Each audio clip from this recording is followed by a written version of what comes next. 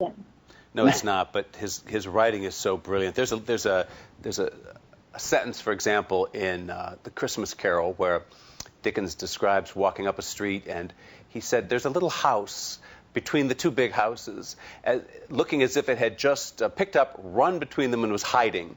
And you'd have to read it. It's such a lovely little throwaway line. I was asked to read an excerpt for Prince Charles and Camilla at the Dickens Museum in London, and I was, trying to find an excerpt that was between 5 and 7 minutes, and I really wasn't interested in standing there reading a whole bunch of voices of different characters. So I was trying to find the purest aspect of the priest in description, because his descriptions are just so rich and complicated and delightful, and it happened to be this bit where Havisham first meets Pip and then takes him in to see the wedding cake, and Dickens's description of the mice scurrying around and the beetles. I'm not good at reciting stuff, but it's a good half a page description of the life, the undulating life within the body of this cake. That is, it just brings a personality to the cake, and that is just, it's like, I mean, nobody else can do that quite like he can. That is, delights you in every paragraph. Yes, he does. Rob, coming to you for a question. Well, I just thought I'd move off Great Expectations for a second, because given that we have Gillian on the line, we really have to talk about her amazing awards history, given that we're also on awards website. And Gillian and I touched on this last year when we chatted, but you've done the rare feat of winning an Emmy, a SAG, and a Golden Globe in 1 year. That doesn't happen very often. It's extremely rare and very exciting. So firstly, how exciting was that for you back in the day when you were much younger, working on the X-Files? And secondly, do you keep those statuettes out somewhere, or do you hide them away in a drawer? I don't keep them out. They're in the cupboard. Actually, right now they're in storage because I'm in the process of moving, but they're generally in the cupboard. My mom has one or two of them.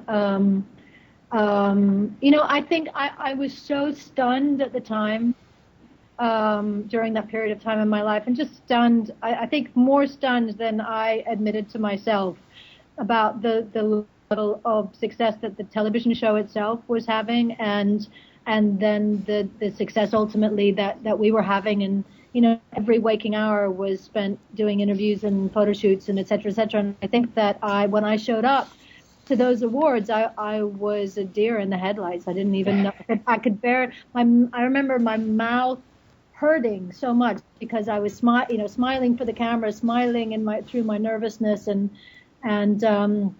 I think ultimately I was terrified. I didn't, I think I'm only just in my 40s now getting comfortable with standing on a red carpet, and it's a lot for, but it's also the way I was built. I just wasn't, there are some young actors today who feel like they came out of the womb knowing how to do that press line effortlessly, and I think it's taken me 20 years to figure out how to do it. Well, speaking of awards, we have a Twitter question for you, Gillian, and that is it true that you danced on the table at the BAFTAs? Well, I didn't dance on the table, but the Tate Taylor, who directed The Help.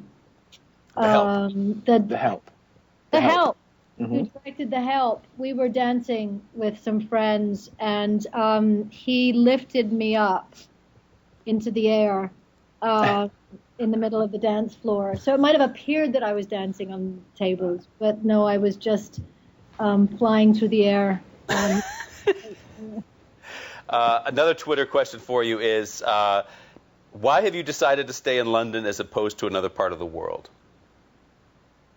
Because London is the best city in the universe. Whoa, why is that? I'm not so sure about that. Whoa. But you asked me why, my opinion. I love London. I absolutely love the city. I love everything about it. And I feel very much at home there. That's great. Let's go back to your Emmy win for The X-Files, because it took us by surprise that year, as I remember, because you had lost the year before. And then you won for a specific episode, as I recall, where you were battling cancer, right? Mm-hmm. I believe so. I've got a really bad memory, so I'll take Well, word for it. Rob's nodding his head. Take us back to You did. Gillian's Emmy victory, Rob.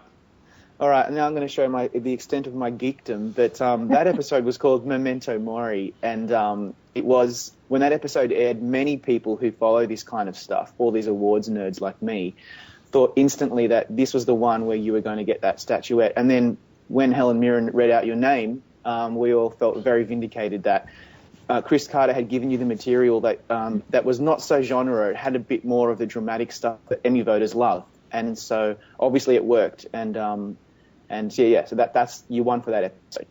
Well, I certainly remember Helen Mirren reading my name out, because I'd been already such a huge fan of her work for a long time. And ironically, I'm just finished doing something called The Fall, which is it's for BBC Two. It's a series that most closely resembles. Oh my God, what is wrong with my brain today? Helen Mirren, Prime Suspect, yeah. Prime Suspect. Considered anything that I've since read, and so she continues to haunt me in fabulous ways in my life. Yes, I remember that. Here's who you beat that year, by the way. You beat Christine Lottie of Chicago Hope, Roma Downey for Touched by an Angel, and the two ER stars, Sherry Stringfield and Juliana Margulies.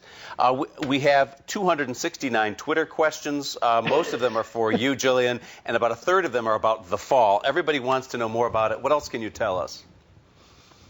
It's a short stack series for BBC Two. We're going to come back again next year and do another 5. I play a character called Stella Gibson, who's a detective superintendent with the Metropolitan Police in London, and she has been asked to go to Belfast in Northern Ireland to do a 28-day review on a murder case that they have been unable to solve, and it involves a politician's son, or he's the prime suspect, and so she's basically coming in to review the case and see if there's been any dirty business, or if there are any other clues that can lead to solving the case. And and then there's another murder that takes place, and she believes that they are linked, and it goes from there. Wow. Rob, I'm going to give you the honor of the final question. What will it be? Ooh, that's a lot of pressure, Tom. I think the final question is, Gillian, when you were in The X-Files, that was one of the hugest things ever in pop culture, and still to this day, people are still obsessed about it. But over the years, you've done a lot more stuff in the UK, in costume dramas, things like Bleak House and Great Expectations, and now you're more known for that, really, than you were for The X-Files. So what kind of things do you want to do going forward? Have you got any ideas of stuff that you would love to do, your dream project? Well, I think I have always been, I love film, and, film and many aspects of film have been a passion of mine for years. And I've chosen to do things recently that kept me closer to home. Shorter running things with little kids around, and needing to follow through with that responsibility, obviously. But I think that I'm starting to want to do more, and to work more in film and on bigger projects and stuff. And so I think that's where my focus is, and certainly with the stuff that's coming up and things that I'm looking to do, it feels like I get to head in that direction a bit more. So I'm excited about that. Well, good luck to you on all those paths. We hope to see you at the Oscars next. Meantime, we hope to see you at the Emmys very soon. Thank you very much, Gillian. And thank you, Rob. 3 days to go, and all Emmy ballots must be in